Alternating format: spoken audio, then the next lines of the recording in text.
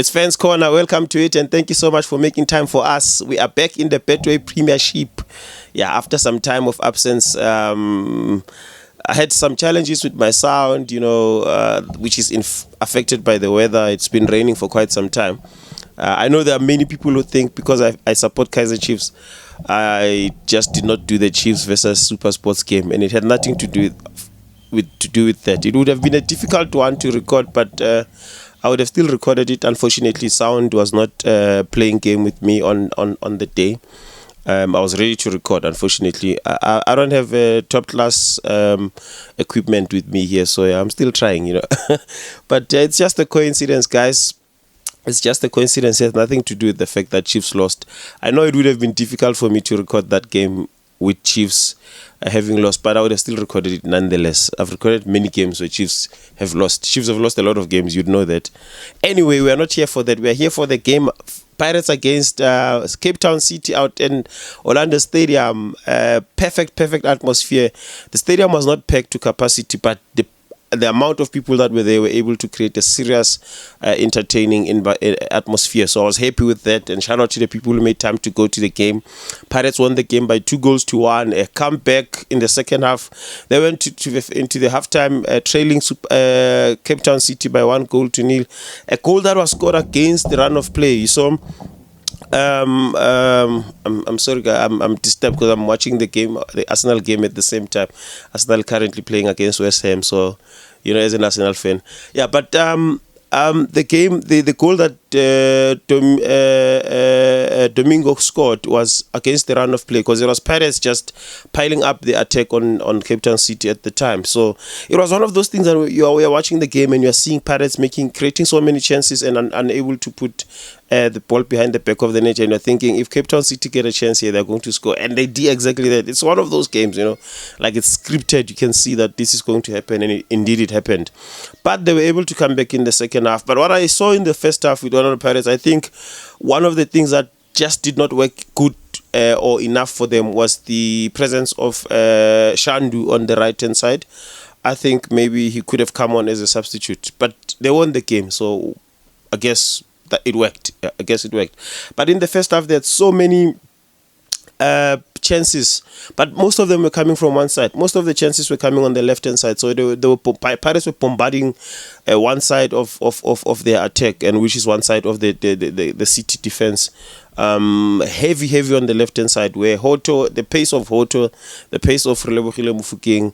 So it was just too one sided, but they were creating the chances, and at times you felt like maybe because it was too much on the left hand side, you could have a switching of places between Shandu and Relebohile Mofokeng, something that they do sometimes at Pirates, where you have the wings switching sides and just to shift the balance of the game and also confuse Cape Town City's defense and get them to work. But if you are just bombarding them on one side all the time, you are making it easier for them because they can concentrate on that time. That's what was happening in the first half. Hence Pirates were trailing in the first half. So, and the other thing, I thought maybe Maswanganyi also played more on the left hand side. He's a central player, we understand, but obviously he can't be on at the center all the time. Sometimes he'd be on the right, sometimes he'd be on the left, sometimes even at the back when they're defending. Okay, so but sometimes he spent more time on the left hand side. So you have Hoto, you have Maswanganyi, you have Mofokeng. So it was too congested on the left hand side, which also made Pirates create more chances on the left. But also City was able to defend because most of the ball was mostly that side. So the first half, I think that's where Pirates may have gotten it wrong, and it worked for them in the second half after making some changes. And we saw Orlando Pirates equalizing through Mabasa. So far, Mabasa again, a man on fire right now. But guess who provided the assist? The youngster Nkota, who was not there in the first half, but he came on in the second half. Yeah, but I think the second goal, the first goal was a beautiful goal, a striker's goal from Mabasa actually. Just the touch that puts the ball where it needs to go, where the goalkeeper can't get to it. Beautiful goal, I have to say.